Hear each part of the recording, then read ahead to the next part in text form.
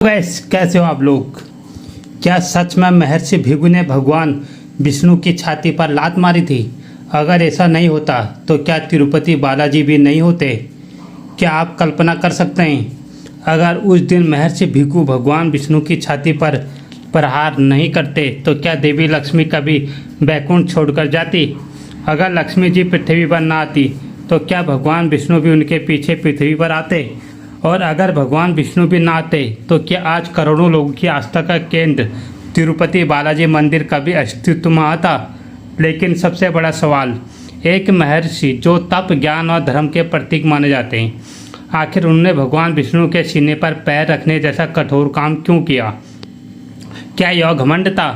क्या यह क्रोध था? या फिर पूरी सृष्टि के लिए रची गई एक दिव्य लीला थी? आज की कहानी सिर्फ एक पौराणिक घटना नहीं है, यह हमें सिखाती है कि कभी कभी जीवन की सबसे बड़ी बेइज्जती भी भविष्य की सबसे बड़ी कृपा बन जाती है। तो वीडियो अंत तक देखिए, क्योंकि आखिर में आपको पता चलेगा कि भगवान विष्णु ने ऐसा जवाब दिया जिसने महर्षि भृगु को भी रुला दिया। सबसे बड़ा कौन? बहुत समय पहले महान ऋषियों के बीच एक प्रश्न उठा, त्रिदिवों में सबसे श्रेष्ठ कौन है? ब्रह्मा जो सृष्टि बनाते हैं, महादेव जो संहार करते हैं, या भगवान विष्णु जो पूरे सृष्टि का पालन करते हैं? इस प्रश्न का उत्तर देना आसान नहीं था। तब सभी ने निर्णय लिया, महर्षि भृगु स्वयं तीनों देवों के परीक्षा लेंगे। लेकिन परीक्षा कैसी? सम्मान देकर नहीं, अपमान करके। क्योंकि असली महानता सम्मान मिलने पर नहीं, अपमान सहने पर दिखाई देती है। जीवन में आपका असली चरित्र तब सामने आता है जब कोई आपकी इज्जत नहीं करता। ब्रह्मा जी की परीक्षा। सबसे पहले भृगु मुनि ब्रह्मलोक पहुँचे। उन्होंने ब्रह्मा जी को प्रणाम तक नहीं किया। ब्रह्मा जी क्रोधित हो गए, उनका चेहरा लाल हो गया। लेकिन माता सरस्वती ने उन्हें शांत किया।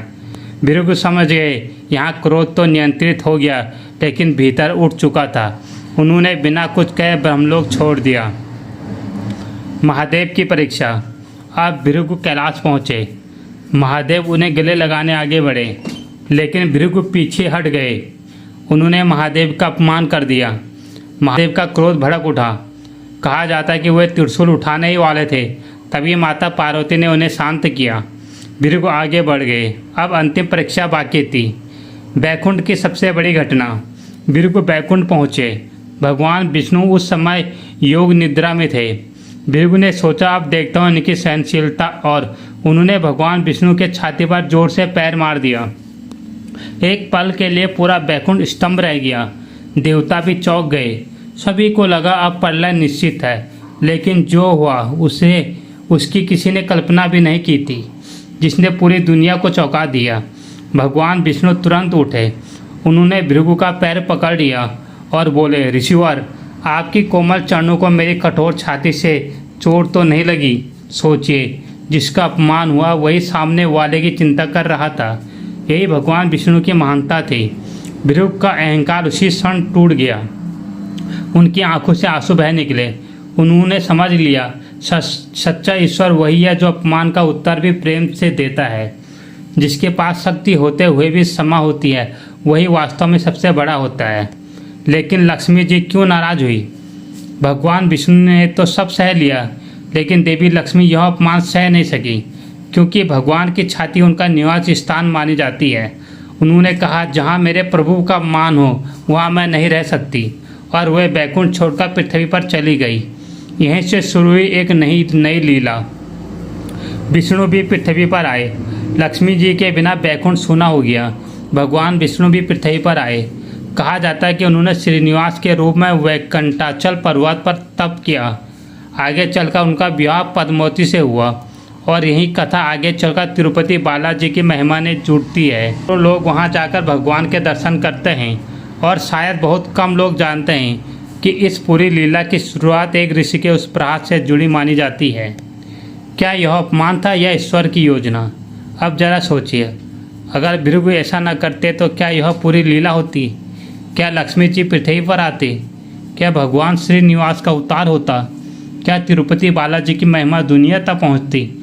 कभी कभी जो घटना हमें बुरी लगती है वही भविष्य में सबसे बड़ी कृपा बन जाती है।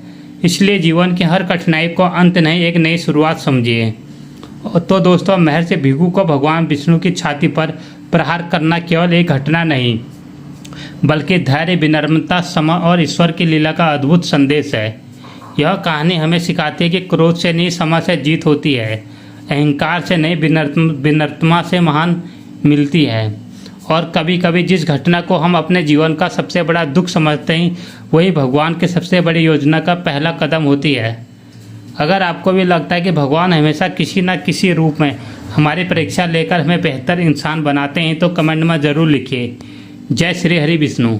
और ऐसे रहस्यमय, पौराणिक और सोचने पर मजबूर कर देने वाली कहानियों के लिए हमारे चैनल को फॉलो और सब्सक्राइब करना मत भूलिए।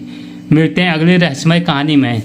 तब तक वीडियो को लाइक करना, शेयर करना, फॉलो करना और कमेंट में अपनी राय जरूर देना कि आपको क्या लगता है कि भगवान ऋषि भृगु ने सही किया या गलत किया।